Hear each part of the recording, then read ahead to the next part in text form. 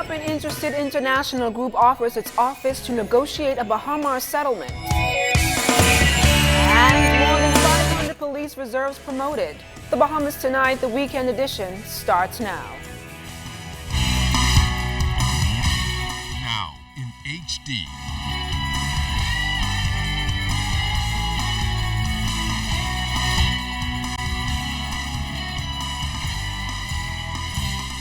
ZNS Network presents The Bahamas Tonight. This portion of the news brought to you by BTC Every Day. Good evening, everyone. I'm LaDawn Davis. Could the local Chamber of Commerce's international partner be used as an arbiter in an ongoing Bahama issue? And is litigation the best avenue to resolve the dispute? The Chamber President advances those views in this report by Jimenita Swain. For the last 3 years, the Bahamas Chamber of Commerce and Employers Confederation has led the charge with other legal minds to develop the Bahamas into an arbitration hub for the region. Chamber CEO Edison Sumner agrees that strengthening the arbitration law is key, but he says its international arm is prepared to mediate this ongoing Bahama dispute. We still offer the services of the International Chamber of Commerce to assist in providing mediation services if the need arises.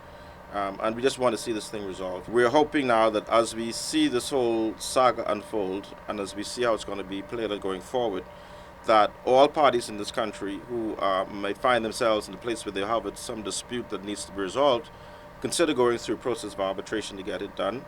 When you are writing your contracts for services between contracting parties, we would encourage them now, those who have not been doing so, to include an arbitration clause in their agreements and make the jurisdiction for that arbitration the Bahamas. Sumner is of the view that litigation is not always the best scenario, as in this case where the government and the Bahama developer opted for that route. We are still concerned about the amount of funds that are owed and outstanding to small Bahamian contractors who have worked in that development, who have already completed work and have yet to be compensated for the work that was done. We are concerned about the number of vendors who've already rented space or leased space in the facilities, especially for the luxury goods items as well, and that all of these vendors have already put out significant amounts of monies to purchase inventory, to build out their store space and specs, etc., to get in that facility. So we're concerned about them. Sumner said the chamber is also concerned about the thousands of Bahama employees who continue waiting anxiously on the sidelines to learn their fate. We are hopeful that through the process now that we can get those people back to work.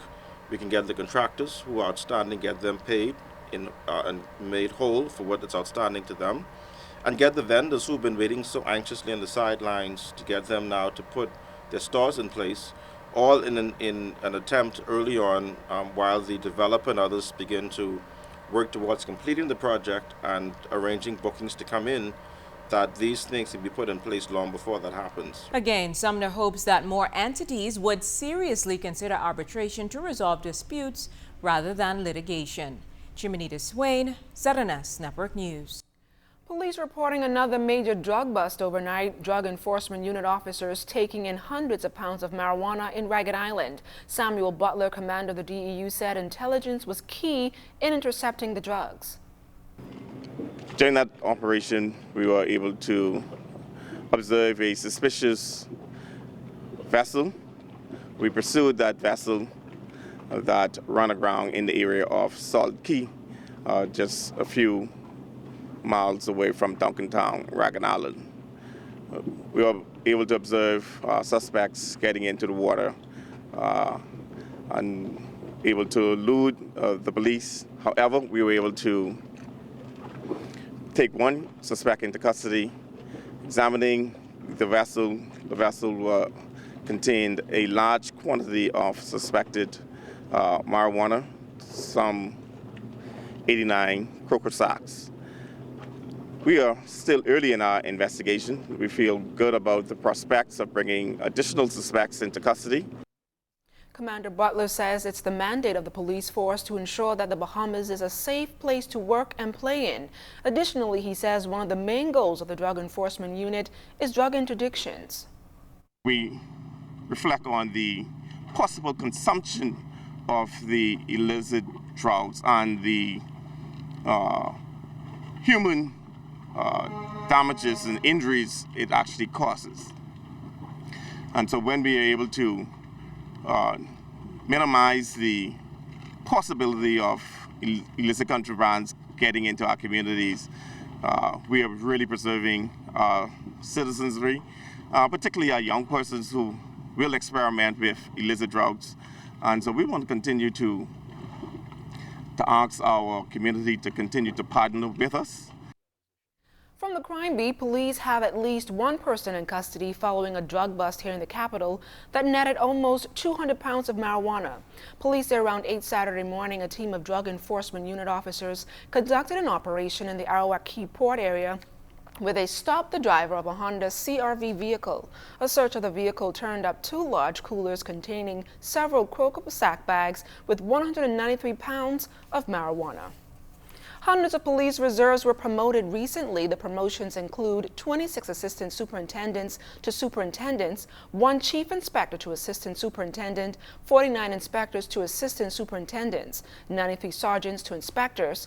Among junior officers, the Public Service Commission approved the promotions of 163 corporals to sergeant, 199 constables to corporal. The promotions became effective on August 1st.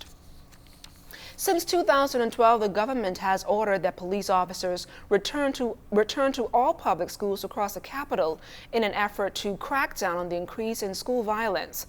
Well, this week, our news team visited the C.R. Walker Senior High School and got a chance to speak to the officer in charge of the Central Division on the effectiveness of the policing initiative at that school.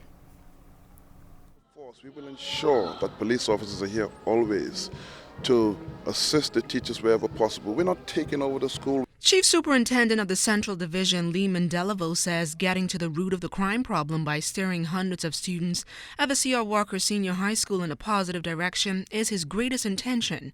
The Central Division's chief says over the past few years, officers have been called onto the campus to deal with violence not only among students but outsiders as well. Instances where persons from the outside come and interfere with these school kids while they're coming to school. As you know, many of these kids are 17, 18 from the inner city, and it sometimes create a problem. And so they're not found when they're out there, but these youngsters know that they come to school, and so members of the public come out and try and interfere with these youngsters. And so we're here to ensure that that does not happen.